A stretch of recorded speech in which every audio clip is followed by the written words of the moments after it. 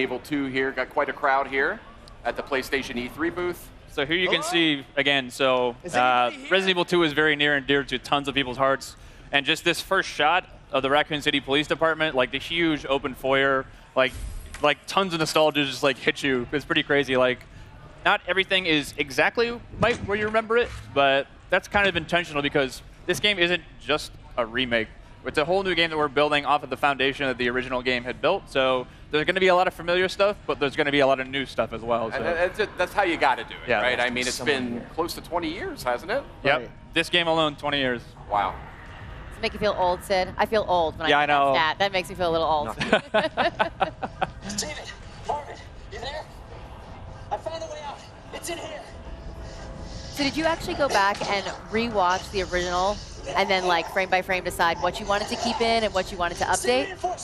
Definitely, yeah. Some of them were like are pretty faithful to the originals, but something like this back in the day on PlayStation, it was the graphic power is not quite the level of PS4 or PS4 Pro just yet. A lot of the movements, characters jumping around, fully voiced stuff.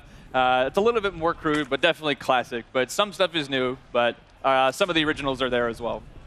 So a big change here is the fact that we're really playing the game. We're Leon Kennedy. And when I think of Leon Kennedy, I think of Resident Evil 2, but I also think of Resident Evil 4. Yes. And you guys have opted for more of a Resident Evil 4 approach to the controls. So Yep. tell me a little bit about that. Definitely. So the over-the-shoulder thing, we know it's the original game with the fixed camera in the corner.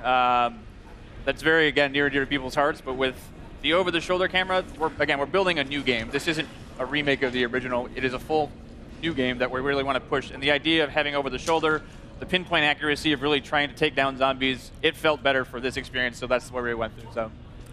But the big difference is the it's less shooter elements compared to the Resident Evil 4. This is more, like a Metroidvania style, survival horror, classic gameplay. So we actually try to keep the original, gameplay feel from the original. So that's kind of what we were trying to do in this new Resident Evil 2 as well. The lighting feels very similar too. Yes. Yep. Yeah, definitely one other thing is like, so to make it like, people always see the over-the-shoulder or first person, think of just like, you're going to be running off the walls and doing backflips and things like that. It is definitely not like that at all. The zombies in this game are tough. And not just like, if you see one or two or three, like, I got to look out. If you see one in a hallway and you can't get by them, like you have to, you fear for your life type thing because you're probably going to die. So you really got to be careful with your ammo.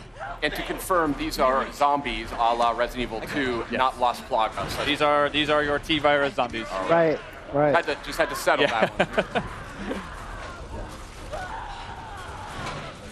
So Leon here is trying to save one of the fellow RPD officers. It's not looking good, unfortunately. So. Oh, that didn't go very well. Now, we know there's going to be some familiar faces in this as well. It's characters that we've seen in other games. We saw that in the showcase asset just last night. But tell me a little bit about the approach to that.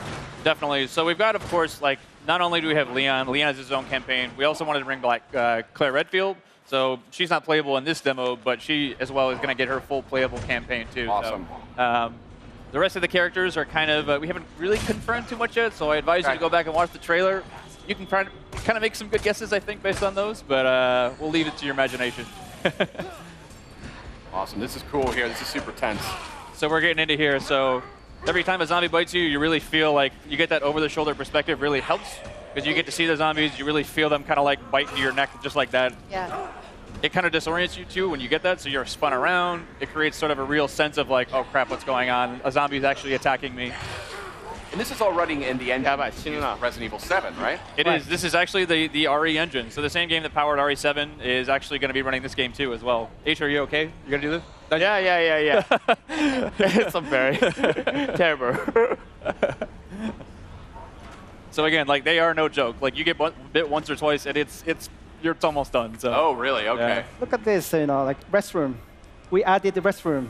Yeah, so that was one thing that was really in the PS1 game, it was one of those ones. It's limitations back in the day, but there were actually no restrooms in the original PlayStation. Right. That's a good point, Yeah. actually. Right. In this demo, we wanted to make sure that we have a fully functioning bathroom. We put a little treat inside there for you, or a first aid spray. That's a back of box. Right. If I've ever heard of one. I noticed you just picked up some first aid spray before. A lot of what I love about survival horror games is the limited supplies. You really have to like think things through. Is that an element that you guys are working with? Yeah, those are sort of like the emergency last minute things. But again, like it is really survival horror to its fullest. Like you're gonna need to conserve those. As you can see in his inventory there, he only had a handful of bullets. So if you run out of bullets, there's no like. We did add certain things like, you know, if you find a la RE7 some gunpowder and some other resources, you can make more. But if you're out, you're pretty much going to be out. So really wanted to drive home the survival aspect of this game. Is there a knife? Is that included? There is. So a little bit later, if we get far enough, we will show you the knife. It functions a way similar to when we did the original Resident Evil 1 remake. So instead of just being something that you use and you can slash it to keep guys at bay, but these guys are ironclad, and that's generally probably not the best idea. Yeah. If you do get grappled, you get the chance to use it as sort of an emergency weapon to get rid of that zombie and get him off you. Cool. But if it's still, it does have a little bit of durability as well. So if it's still durable enough, you can actually pick the knife up off the zombies that you just killed, get a little bit more out of it too. So Interesting. What other sort of mechanical tweaks and changes are you guys implementing here that longtime fans might notice? definitely. Kana-san, you want to take this one? Well, yes, the gameplay mechanics. So since we actually feature now, over the shoulder camera view. So the we actually trying to put like more kind of like intense combat, feel against the zombies.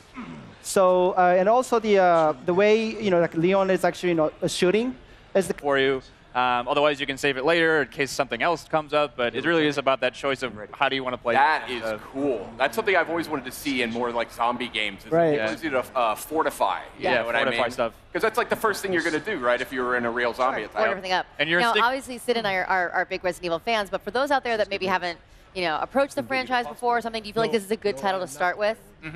Definitely. I mean, this is almost the like Resident Evil 2 is obviously the second game in the franchise, but really is sort of the genesis of where a lot of the groundswell around the brand came up. So again, if you haven't played this title before, the story is about Raccoon City is a Midwestern town. A mysterious outbreak hits. Zombies are everywhere. It's Leon, the guy with the RPD vest on here. It's his first day on the job as a cop, and he's basically coming to work, and what happened? There's zombies everywhere. He's finding his comrades are basically going through hell.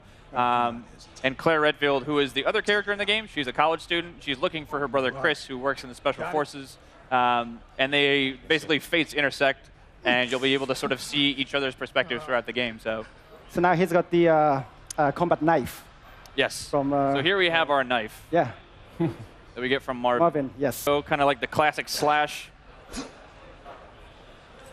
Using the knife always reminds me of back in the day. It's like you get a couple rounds inside the zombie, and then like just to make sure, get a couple slashes on the ground. Because half the time they'll come up and just like grab you as you walk by. This is not how I imagined it. So again, a lot of these rooms, especially this one too, it's like that door necessarily wasn't there in the first game or the original RE2, but this room is super iconic for a lot of reasons, but it's not quite the same as you might remember it too. If you turn this corner in the original game, you might have remembered something crawling by that window. It's not there anymore, but it takes a lot different forms later. So again, we want to keep people on their toes. They expected that there, but we're going to move it because we don't want you to know everything that's going to come you can't have the dogs jumping out of the same window, Yeah. right? RE's all about jump scares and getting Right. people off their seats. So like, if they know everything that's coming, that's no fun. Now, I don't want you to spoil anything here, but I've played Resident Evil 2 quite a few times. Is there the same general sort of arc to the experience, or? There is. So I'd say that the story on the whole, here's a great shot of Oh, wow. Oh, the RE Engine's proudest work here. Pretty nasty. Crazy. But yeah, so the story as a whole, like in general, you'll see a lot of the same things be happening, but again, it's not exactly the same. So you'll see, characters that you might have just like talked with very briefly. You get a little bit more backstory into there. Places that you just walked by in downtown Raccoon City, you're going to get a chance to go in there and play a little bit more. So. And you had mentioned Claire will be a playable character. Will that sort of cross over, they had the ability to sort of interact with each other's storyline a little bit in the original game? Right, from time to time. So it's going to be slightly different because back in the day it was we call it a zapping system. You could play A and B scenarios, but we wanted to have each character have their own separate campaign. They certainly will be crossing over, but it's going to be updated, modified for this new version of the game too. So awesome. This is looking great, guys. I'd love to sit here actually and do this for about another 15 or 20 minutes, but I think we actually got to get going. Right. He's feeling a little just leave him be. That's fine too. All leave right. him do his stuff. So very reluctantly.